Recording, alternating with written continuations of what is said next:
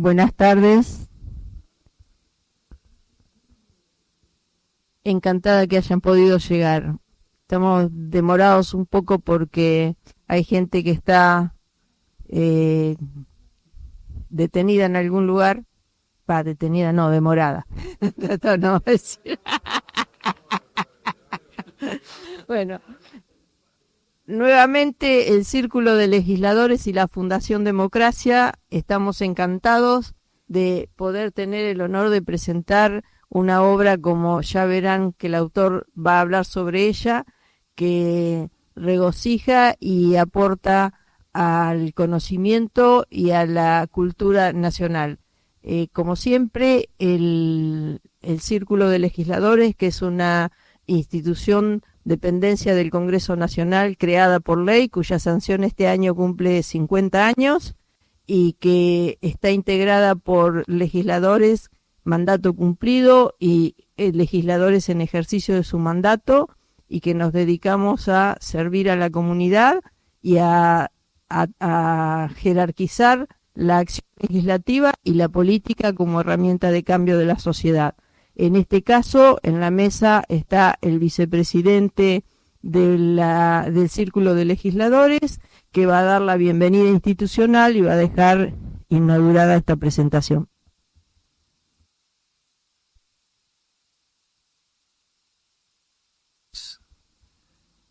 Para mí es un orgullo y un placer presentar a un colega e historiador como es Ignacio Coplet, porque yo sé de su trabajo incansable de buscar datos y documentos, porque hay que destacar que él escribe con base documental, no hace ninguna elucubración histórica si no está respaldado por documentos. Eso me consta, no solamente por este libro, sino por otros libros, y creo que eso tiene un valor importante, porque hay que apelar al documento, que un documento mata relato, esa es la verdad. Entonces, también quiero agradecer la presencia de todos ustedes, en especial la presencia de acá de Perina, que conduce el Archivo Histórico Nacional, que él sabe de lo que estoy hablando. Así que muchas gracias por venir. No solamente a él, sino a todos los que están siendo, les quiero dar la bienvenida. Y yo no voy a hablar más, si ustedes vinieron a escuchar acá al historiador, a Ignacio, que es un amigo de la casa, y creo que se van a deleitar con su exposición y se van a interesar también. Así que muchas gracias y bienvenidos.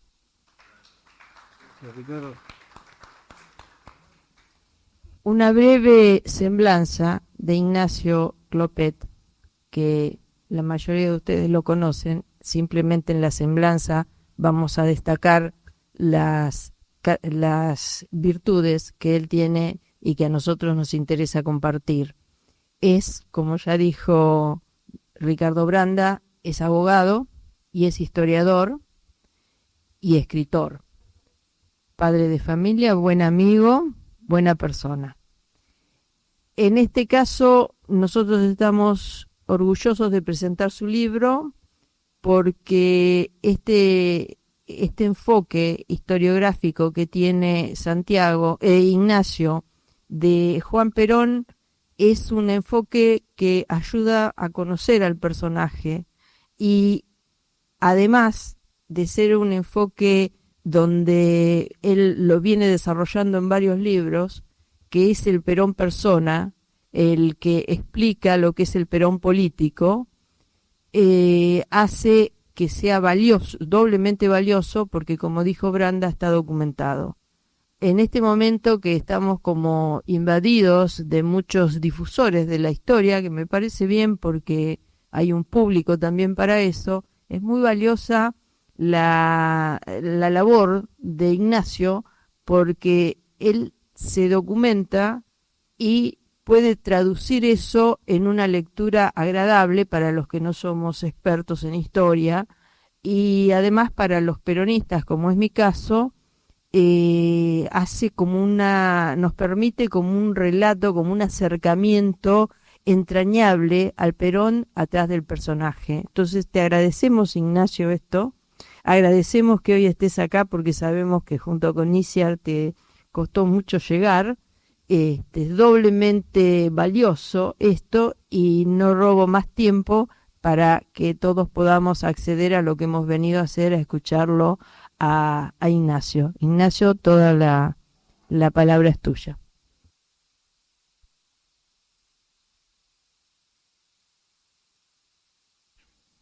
Buenas tardes. Muchísimas gracias por haber acudido a esta invitación del Círculo de Legisladores,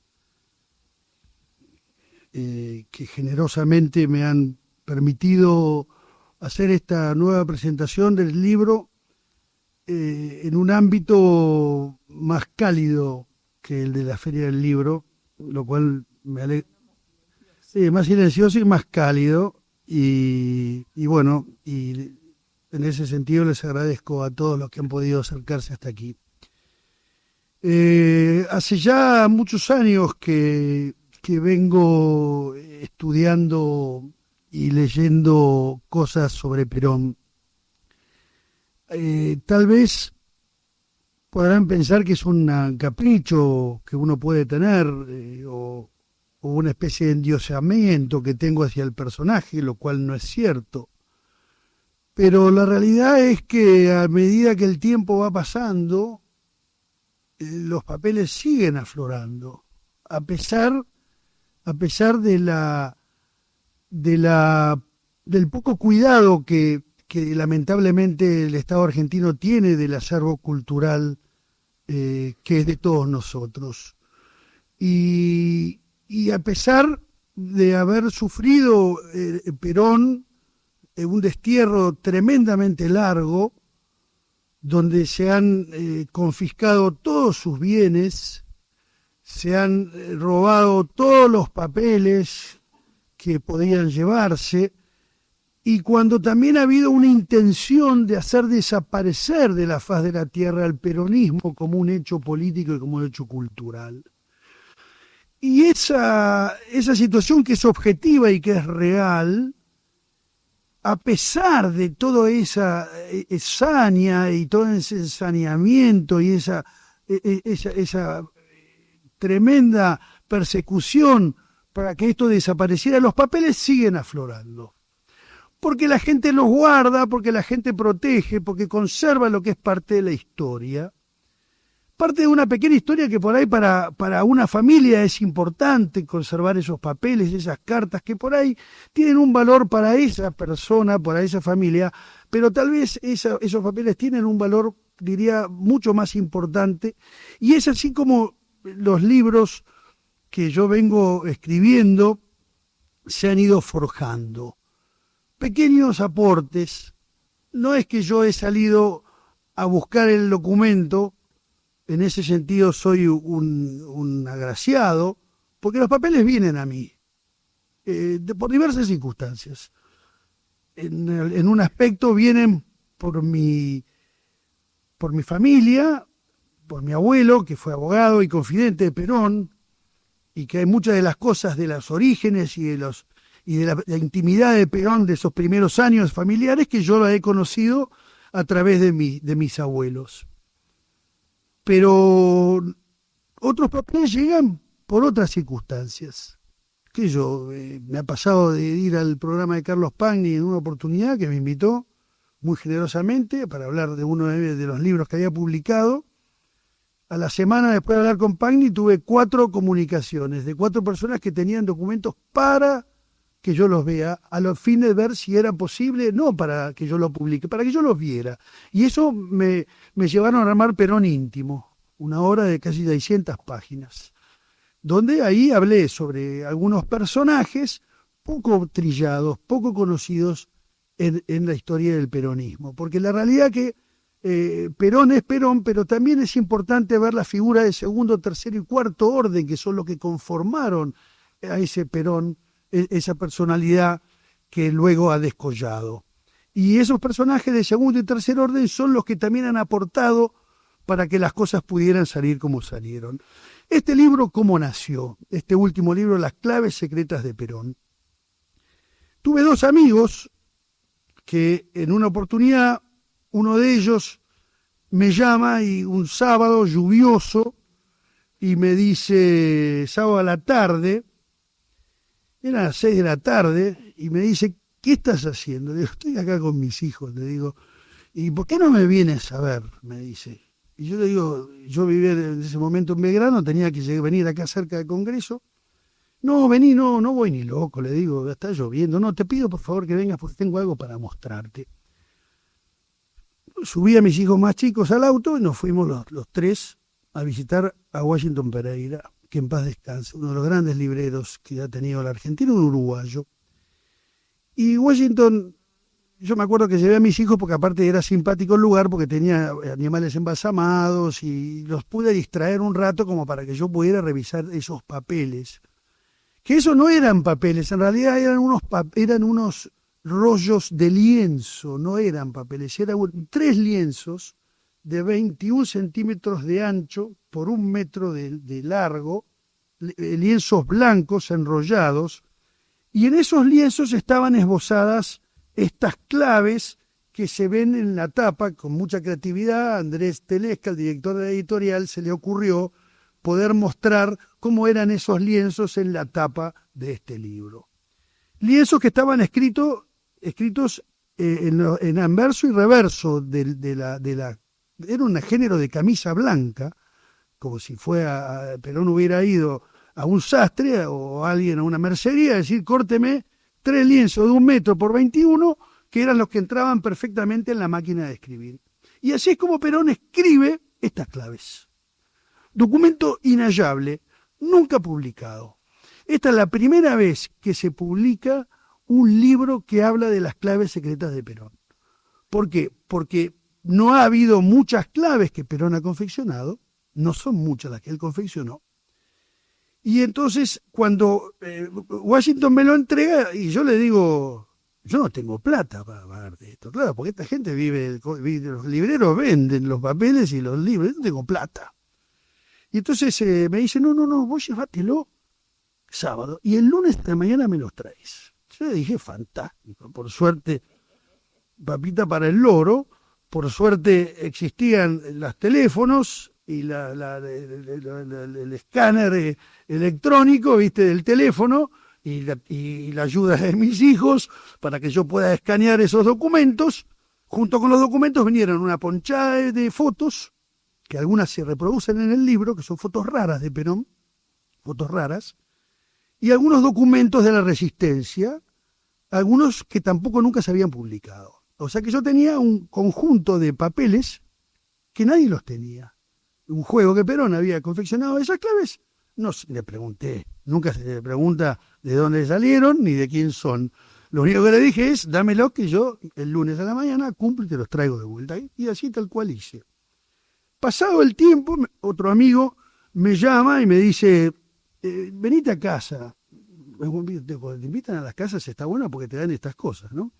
Entonces, voy a su casa y me dice, tengo algunas cosas para darte, me da unas cartas de Perón a María Tizón, que publiqué en 2 libros, en Perón en Roma y luego en Perón íntimo, y me da unas hojas que eran las claves que Perón había confeccionado en Madrid, que eran 2 juegos de claves de Madrid. Uno es el de Caracas y Ciudad Trujillo, que es este de los lienzos, que es el juego más voluminoso, y el segundo era el juego de Madrid. Entonces me dice Ezequiel Eskenazi, que fue mi benefactor, me dijo, llévate una copia y hacé con ellas lo que quieras. Entonces yo me llevé, tenía ya los 3 juegos, dije, tengo que escribir un libro sobre las claves. Ahora, ¿qué pasa? Las claves se transcriben, en el libro están transcriptas, fielmente como están impresas en los lienzos, con los errores de ortografía, todo, traté de conservar absolutamente todo tal cual está. Pero claro, si yo solamente publicaba el documento de claves, el anexo documental era interesante, pero había que hacer, me veía en la obligación de hacer una contextualización de lo que fue el exilio. Tarea que no me resultaba fácil, porque me llevaba a una etapa de Perón, si bien la conocía, que tenía que ponerme a leer y tenía que ponerme a ver qué fuentes utilizaba para poder contextualizar 17 años de la vida de Perón. Entonces,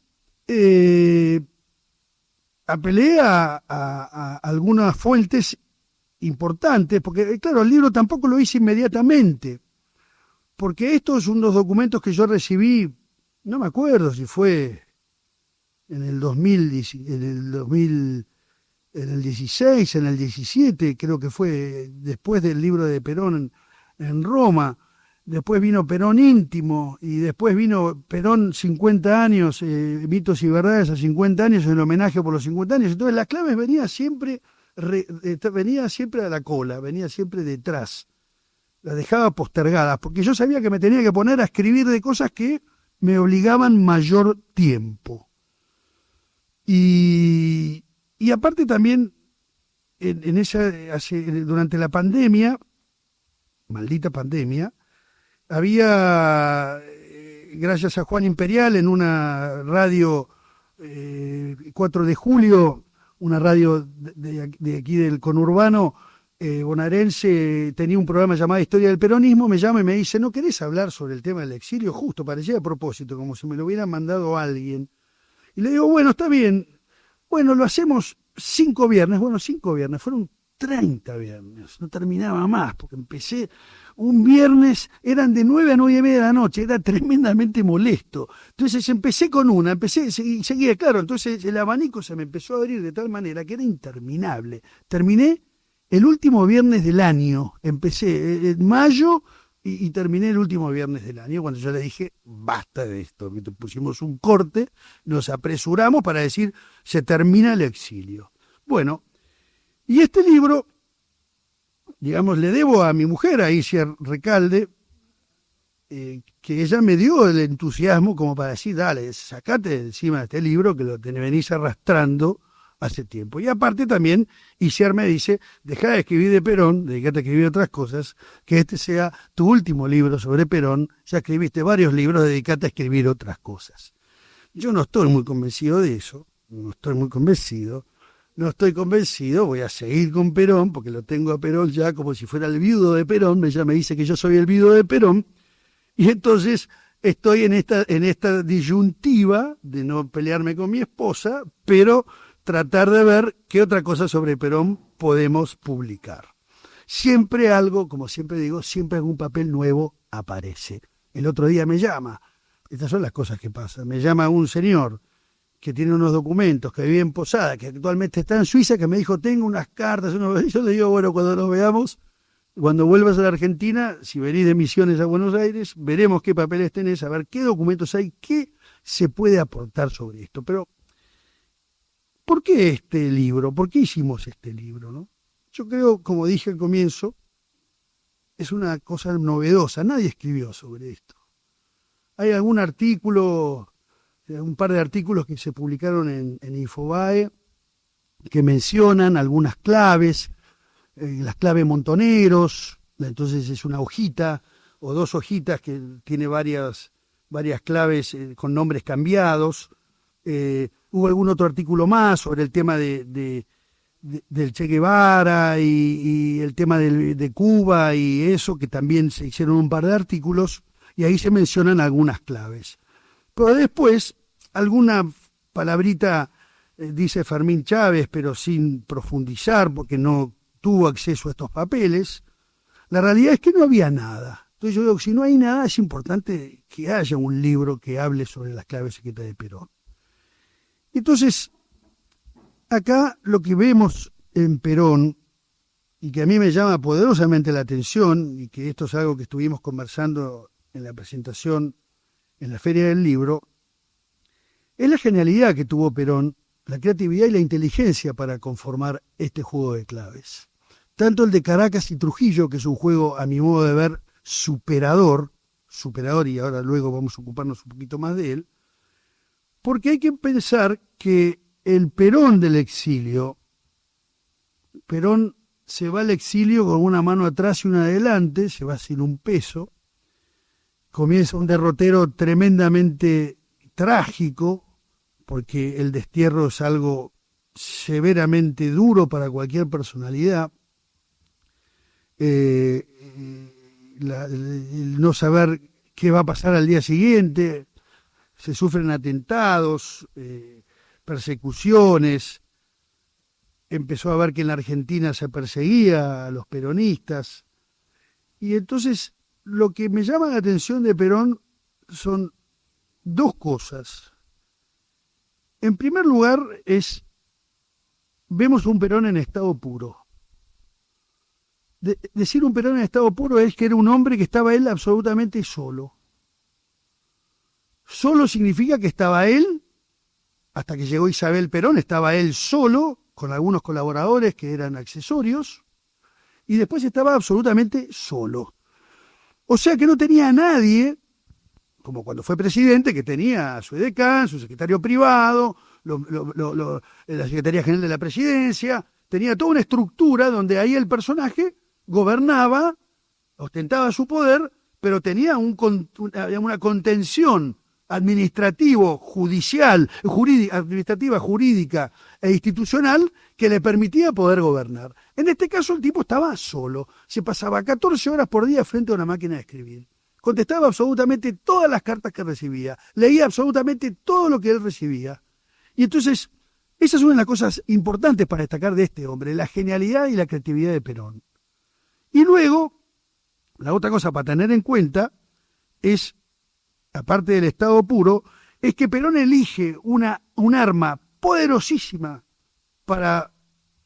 precisamente para brindarle batalla a sus enemigos de la Argentina y para darle herramientas a la resistencia que fue creciendo con el clamor de Perón alejado de su tierra.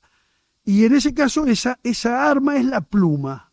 Perón utiliza la escritura como un arma poderosísima, que es la que a él lo va a poner en el centro de la política argentina y que no se va a ir nunca de ese centro de la política argentina. Él elige esa arma poderosísima. Y entonces, en función de eso, él arma una estrategia de resistencia que es la que le va a permitir poder llegar a la Argentina, poder volver a la Argentina en el 73 y ganar por tercera vez las elecciones por más del 62% de los votos. Le guste o no le guste, eso es objetivamente lo que pasó con Perón. Querer o reventar, como diría mi abuela. Por ende, esta genialidad de Perón en utilizar la pluma y la forma en que utilizaba la pluma, porque él utiliza canales tremendamente inteligentes como para evitar que fueran interceptados o que fueran descubiertas las cartas o la correspondencia, los documentos más importantes.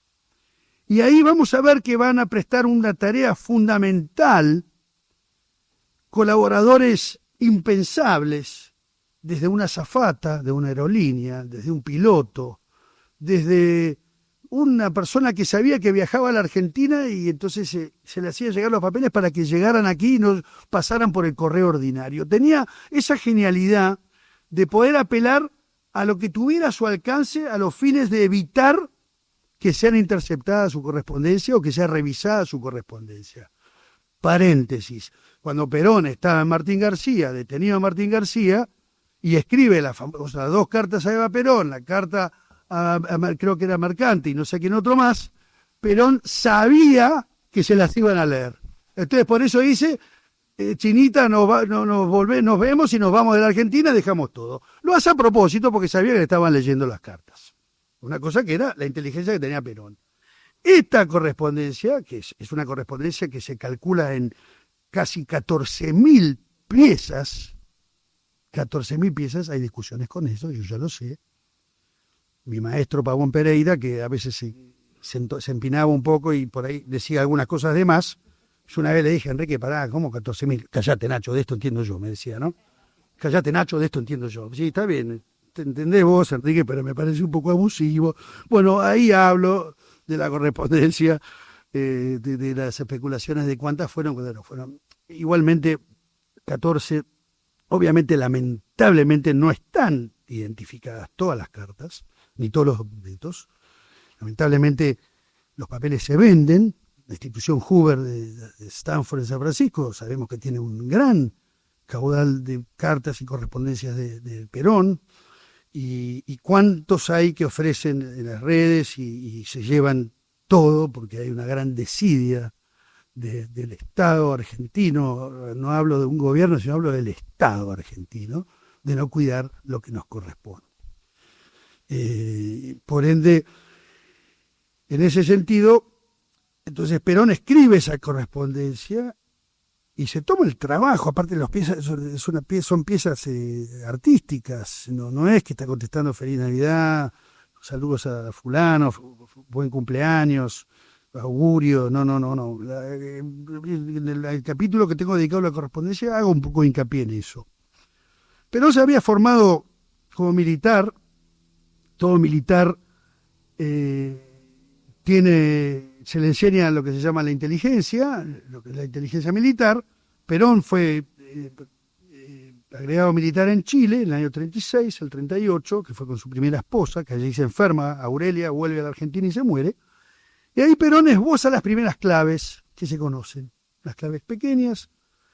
Pignatelli publicó un libro, yo lo cito, porque es importante citar las fuentes que son serias cuando uno hace historia. Hay que tener mucho cuidado, porque uno a veces dice, lo dice fulano de tal, sí, pero hay veces que hay que chequearlo, porque unos están como encumbrados, y entonces hay que tener cuidado cuando uno dice, lo dijo fulano, y a mí, déjame ver de dónde lo sacó fulano, y déjame ver si lo que dice fulano es cierto o no es cierto. No es que le tome examen, pero hay que tener cuidado. ¿Por qué? Porque hay muchos que están como consagrados, entonces son como intocables. Y que yo sepa, no hay ningún intocable. No hay ninguno. No hay intocables. No los hay. Hay gente que es genial, hay gente que es extraordinaria, pero hay gente que a veces macanea o que a veces se autocita, se autorreferencia o que pasa por alto algunos detalles científicos que son importantes tener en cuenta, me parece. Entonces ahí Perón hace las primeras claves y bueno, luego deja Santiago de Chile y cuando vuelve a la Argentina fallece su esposa y se va a Europa, 2 años destinado a Europa, una Europa comienzo de la guerra, va a Italia, él elige ir a Italia,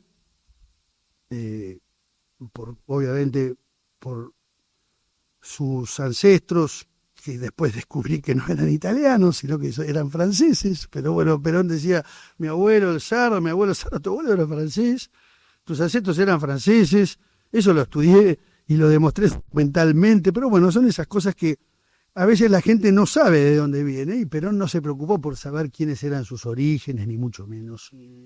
Generalmente cuando la gente se producía la inmigración y uno dejaba su casa y su familia, cortaba lazos para evitar el tema de la nostalgia, que es un tema tremendamente duro para los que han tenido que vivir el tema de la inmigración.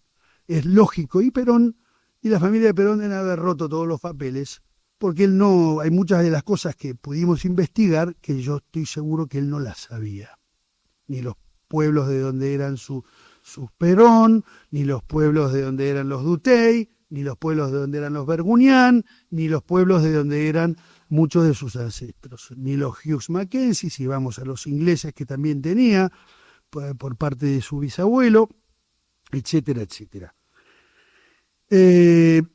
Perón entonces configura este primer juego de claves en Caracas y Trujillo. Como decía, son 3 lienzos. ¿Y qué va a hacer Perón en esos lienzos? Perón lo que va a hacer va a cambiar. Este es el de Trujillo y Caracas, es muy nutrido este juego, porque es una pieza realmente rarísima.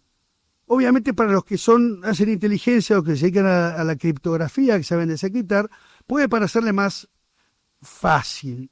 A mí me resultó difícil no en sí la transcripción, porque ya vuelvo a decir, están tal cual estaban transcritas en los lienzos, pero sí las explicaciones de Perón para poder descifrar el encriptado que él va haciendo en algunas correspondencias, por ejemplo, en algunas cartas que le escribe a John William Cook, en la etapa de que Cook fue delegado de Perón en la Argentina, hubo varios delegados, Leluar, Cook, Paladino, etcétera.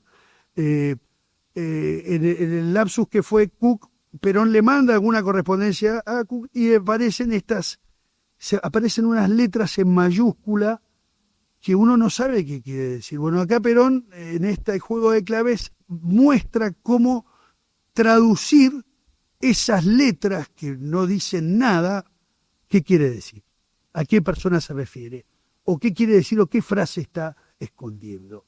¿Por qué? Porque él sabía que si bien había correo seguro, que por ahí había posibilidad de mandarlo con una azafata o con un piloto o qué sé yo, o por cualquier persona, él sabía perfectamente que si eran interceptadas podía haber información que sería sensible para que no se enterasen los servicios de inteligencia, los alcahuetes, los fisgones, etcétera.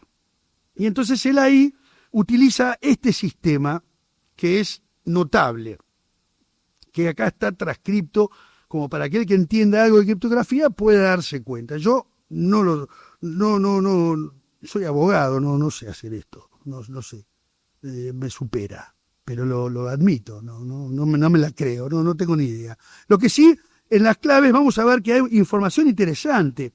Por ejemplo, la dirección de los exiliados en los distintos países y quienes estaban identificados como exiliados en los distintos países, en Uruguay, en Brasil, en norte de Estados Unidos, en Europa, en Bolivia, en Chile. Perón ahí identifica quiénes eran los responsables de cada uno de esos comandos de resistencia y dónde vivían, cuáles eran sus direcciones, cuáles eran los nexos, lo cual también es interesante porque abrimos un abanico como para que alguien pueda reconocerse en alguno de esos personajes, o que sepa quiénes son, o que haya algún hijo, algún nieto. No sé, la historia se va tejiendo de esta manera, se teje así. Uno tira un dato y va tejiendo con otro, y así a medida que va pasando el dominó se va armando o se va configurando. Y eso por eso mismo es interesante. Y luego Perón utiliza, no sé, por ejemplo, lo usa alfabéticamente, ¿no? Entonces utiliza alfabéticamente los nombres reales y las fantasías alfabéticamente, ¿no? ¿Qué sé yo? Un ejemplo, denunciar, le decía azúcar, diario, le decía alcohol, 17 de octubre, alpista, directivas, acero, demócratas nacionales, aluminio, demócrata progresista, azufre, discurso, arena. O sea, la D tiene una connotación con la A para cambiar la palabra, para disfrazar la palabra. O sea, hasta ese trabajo se toma. Lo cual eso es llamativo. ¿Por qué? Porque estamos hablando de un personaje que maneja la inteligencia de una manera extraordinaria. Que esto lo hace un tipo, que es un loco. Porque en realidad es un tipo que hace esto, es un tipo de una creatividad superlativa. Que es lo que llama la atención en estas claves.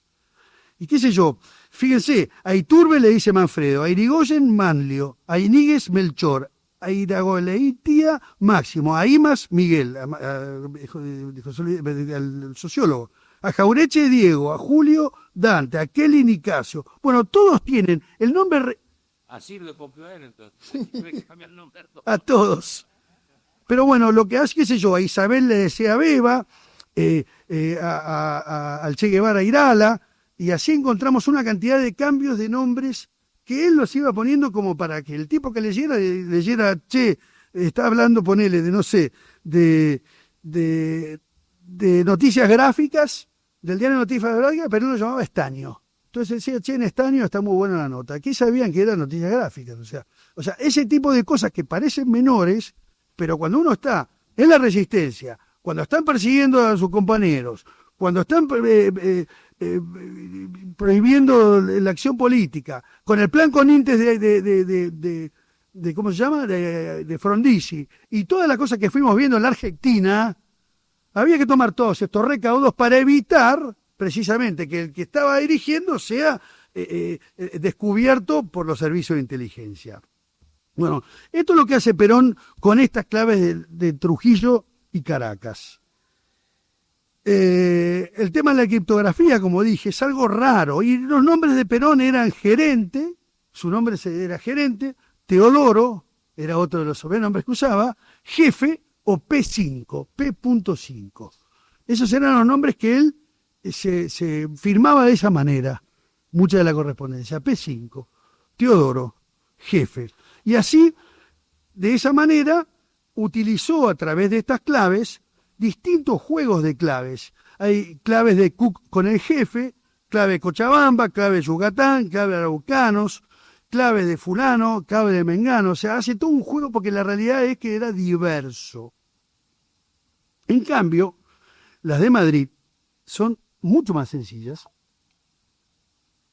Son dos juegos a máquina, varias carillas, con los nombres directamente cambiados. Las de Madrid son muy sencillas, cambian el nombre y nada más. No hay nada de criptografía, no hay nada matemático, no hay nada de letras, no hay nada de cosas. Directamente cambiaba los nombres. Claro, el exilio en Madrid fue un exilio más relajado para él, al margen de sus conflictos, los conflictos que se vivían en la Argentina, fue más relajado porque no tuvo que estar saltando de pueblo en pueblo, ¿no? O sufriendo los atentados, como sufrió en Caracas, en el coche, le pusieron una bomba en el coche de Gilaberte, ¿no? Cuando fue a comprar más asado, era un 25 de mayo. Entonces, en Madrid estaba más cuidado, había otro tipo de orden político y la realidad es que Perón estaba más contenido.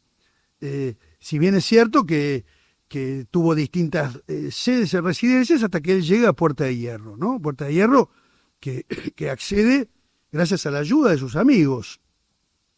Porque uno de los capítulos que yo le dedico al libro, el último, es el tema de la austeridad de Perón. Uno ya está cansado de oír, ¿no? Entró al Banco Central y los lingotes de oro. Yo la escuchaba a mi vieja, que era gorila, ¿no? Y me decía siempre esas cosas, los lingotes de oro que había en el Banco Central y que Perón los robó todo, se los llevó todo, no sé qué hizo. Pero esas cosas que uno siempre ha oído. Y claro, y se lo ha achacado de muchas cosas a Perón, entre ellas que se había robado todo en la Argentina. La realidad no es así. No es así, no solamente porque yo he tenido acceso a no ser que digan, bueno, pero él tenía testaferros, ¿viste? Sí, el que tenía testaferros era Juan Duarte, estaba en otra liga, Juancito Duarte, ¿no? En otra liga. Él tenía otra liga. En cambio de Perón, podremos decir que nos gusta, que no nos gusta. Ahora, que el tipo que era un corrupto, olvídate. Que el tipo estaba de fiesta, olvídate. ¿Y cómo será que no transigía con la corrupción?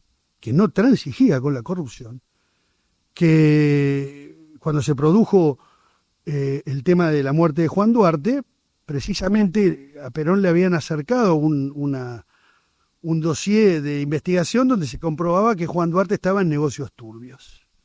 Y entonces Perón recibe ese documento, va a dar un discurso y él dice públicamente: no voy a permitir que haya corrupción en mi gobierno. Si yo descubriera que mi padre está robando, lo mando preso. Y así fue como Duarte se entera de esa situación, tuvo una discusión con Perón y bueno, yo cuento una versión donde tuvieron un accidente y lo mata la custodia de Perón, pensando de que Duarte lo quería matar a Perón, porque Duarte estaba todo transpirado, encendido insulto a Perón, metió la mano en el bolsillo pensaron que tenía un arma, era para sacar un pañuelo, lo mata la custodia en defensa de Perón. Y ahí le dijo Perón a Gamboa: arrégleme este problema, al comisario Gamboa, y Gamboa hizo lo que pudo y bueno, y las cosas lamentablemente hablaron del suicidio y hablaron de todas esas cosas que luego hemos pasado. Sí, decimos la verdad de las cosas, ¿viste? No venimos a hacer una leyenda rosa ni tampoco la leyenda negra. Es importante también en el tema de la austeridad, porque ahí cuento cómo vivía Perón, y no lo cuento yo por lo que a mí se me ocurre, sino que apelo a fuentes diversas que no son propiamente peronistas. El padre Emilio Perina, que está aquí presente, es uno de los que escribe un libro, él lo visita y habla de la pobreza en la que vivía Perón, que le llamó la atención en la pobreza, en la austeridad, pero que no tenía ni para comer. La gente cuando iba a visitarlo Perón no los invitaba a comer porque no tenía que darles para comer. Los invitaba fuera del almuerzo porque no tenía 2 platos más para ponerle a los comensales que llegaban, entonces los citaba después. Y te daba un café malo, de mala calidad. No tenía un peso, no se llevó un peso. Y a él en la en esa etapa él recibe apoyo económico de algunos sindicatos que juntan dinero y se lo mandan. Y ahí cuento una anécdota muy simpática que le mandan, siempre uno de los sindicatos le llevaba dinero adentro de las cajas de alfajores, no sé si eran Habana, no sé si habría Habana, existía Habana en ese momento, le llevaban cajas con dinero adentro de los alfajores. Y entonces le entregaban la caja a Perón, Perón la recibía, se iba, no la abría delante de los muchachos, sino que se iba atrás y decía muchas gracias, está todo muy bien, muy ricos los alfajores. Y una vez le hicieron un chiste y le dejaron los alfajores y no le pusieron la plata.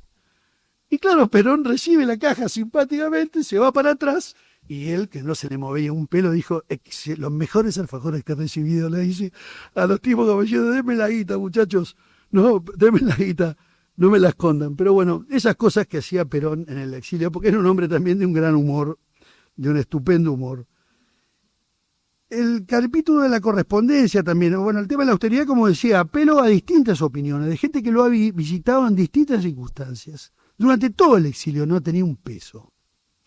¿Cómo será que cuando él vuelve a Argentina no reclama los salarios que le habían correspondido por ser expresidente, ni por ser, obviamente cuando lo restituyen en el ejército, pedía todos los salarios caídos? Sabemos que eso lo hace cualquier persona, no está mal hacerlo. Él no lo hizo, no pidió un peso. Él sabía que venía a quedarse a la Argentina, ¿no? Que venía a quedarse. Y esa austeridad se ve en la forma en que él vivía, porque él vivía como pensaba. No tenía objetos materiales, no le importaban los objetos materiales.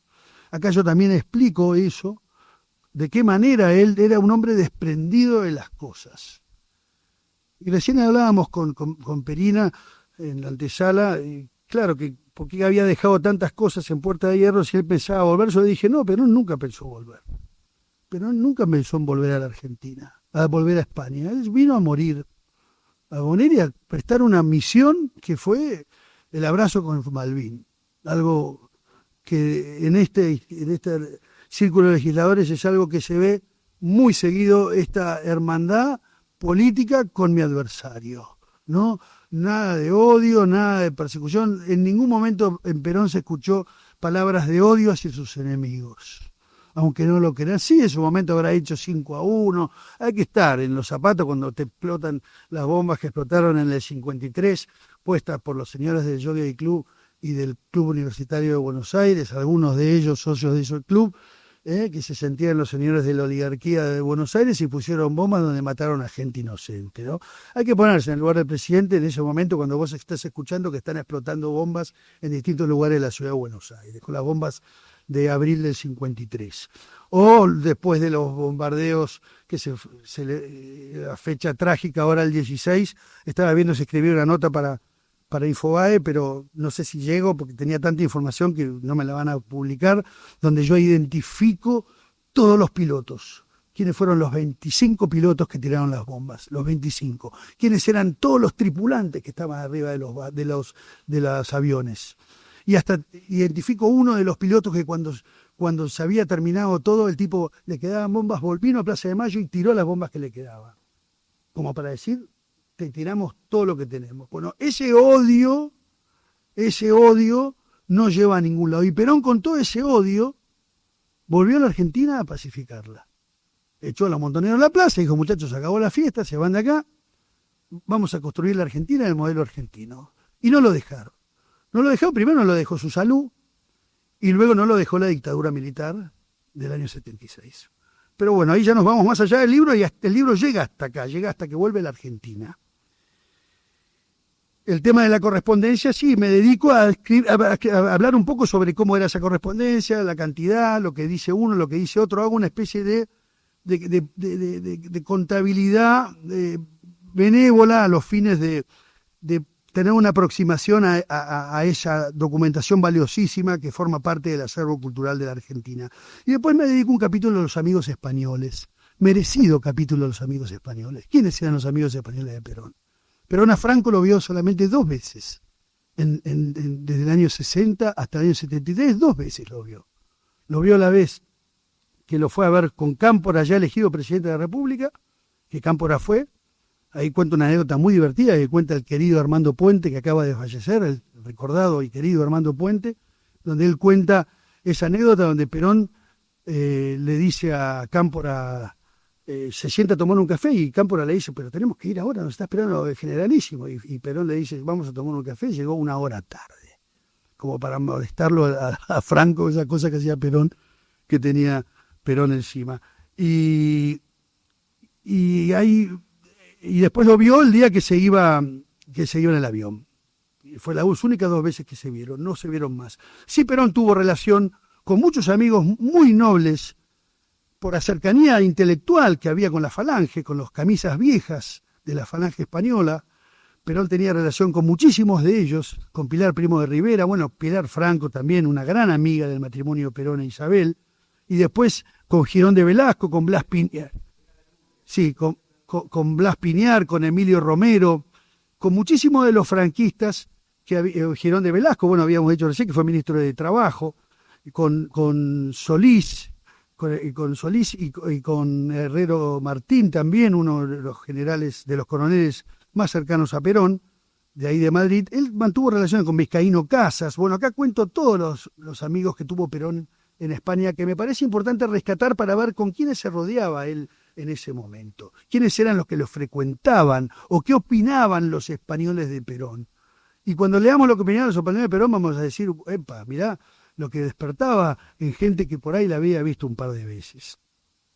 Las fuentes del libro son, como dije, algunas bibliografías, ya termino con esto porque se hace tarde.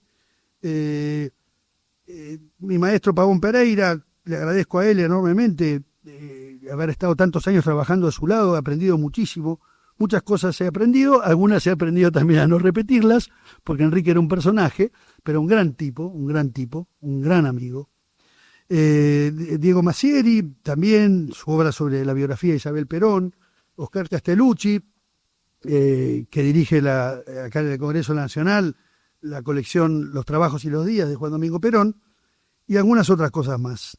Bueno, yo termino con esto. Quiero agradecer enormemente al Círculo de Legisladores de la Nación Argentina, Ricardo Branda, el vicepresidente, Marita Goni, grandes amigos, les agradezco su generosidad, le agradezco a mi esposa, fuente de mi alegría, que me ayuda a poder continuar con estas cosas. Y bueno, y a mis hijos, que también el libro está dedicado a mis hijos, que me tienen muchísima paciencia, porque yo estoy medio loco y estas cosas me dan satisfacción. Muchas gracias.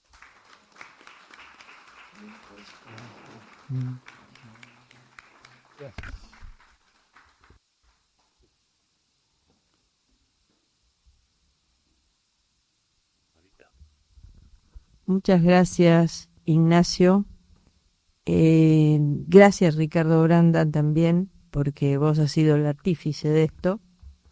Y agradezco también y comparto con ustedes que ha sido una aventura buena hacer esto, que tuvo el broche de aventura, el inconveniente de tránsito de este momento. Por eso hago un especial saludo también a todos los que están siguiéndonos por streaming, que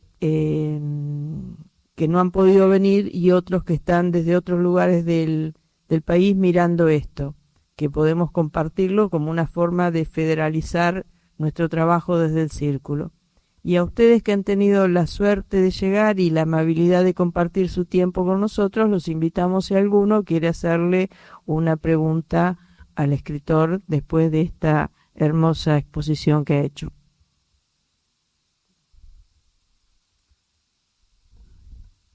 Bueno, yo me voy a preguntar algo entonces. Chao, querido. Gracias, Emilio, por estar. Te despedimos con un aplauso.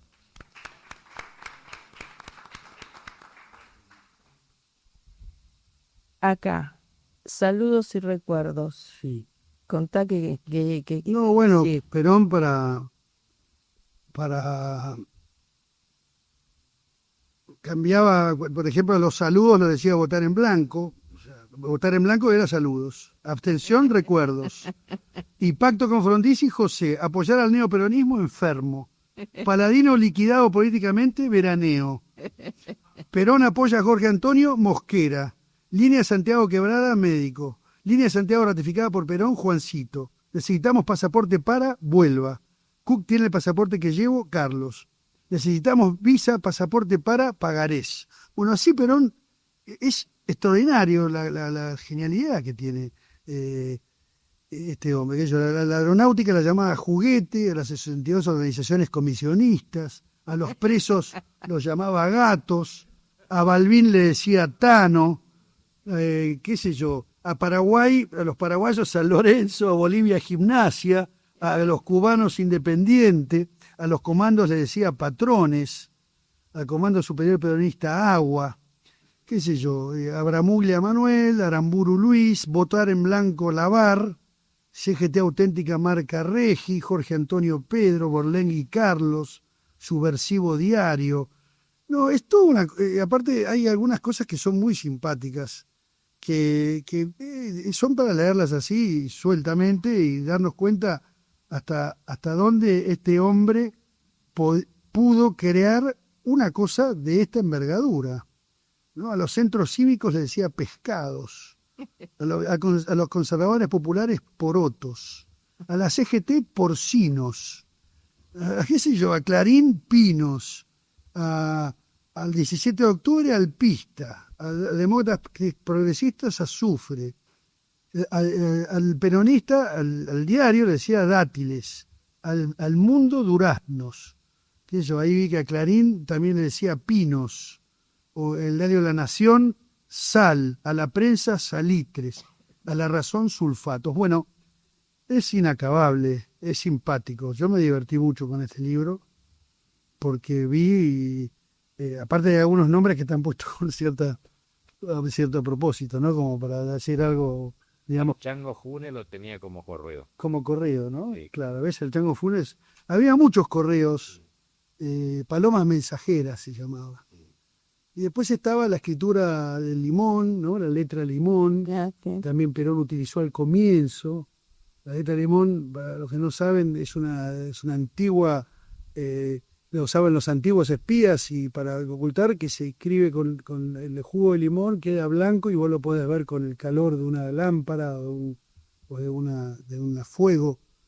Había distintas formas de disfrazar las palabras y la correspondencia. Entonces yo creo que es un documento, es un aporte que se le hace a la historia de Perón y a la historia de Argentina, porque ahí hablo de los antecedentes. San Martín tenía también claves, distintos personajes en la historia, no esto es solamente una creación de Perón, ¿no? Sino que había muchos personajes que utilizaron estas claves, formas para escribir en clave o para ocultar información. Acá cito algunas cosas de San Martín con Marjuti Perdón, por la logia Lautaro, etcétera. Hay algunos ejemplos que yo pongo acá como para decir que esto no es una cosa nueva, en Argentina por lo menos. Sabemos que después a lo largo de la humanidad había tareas de inteligencia y de información, que las palomas mensajeras era una forma de evitar que se encontrara algún papel. Y estos rollos y estos lienzos precisamente servían para pasar los rayos en un aeropuerto, porque si vos llevas papeles, ven que llevas papeles. Ahora si llevas 3 lienzos enrollados es una remera, o puede ser un calzoncillo, ¿no? O puede ser una camisa, claro. Entonces hasta esa genialidad existía como para evitar. Y no era que Perón fuera un perseguido, era un persecuta, no, sino que él sabía perfectamente que tenían todas las herramientas para perjudicarlo. Y entonces él utilizaba todas las herramientas que están en su alcance para evitar que lo perjudiquen. Ese es el objeto. Muchas gracias, Ignacio. Y ahora, en tu honor y de tu esposa, vamos a invitar a todos los concurrentes a un brindis. Muchas gracias.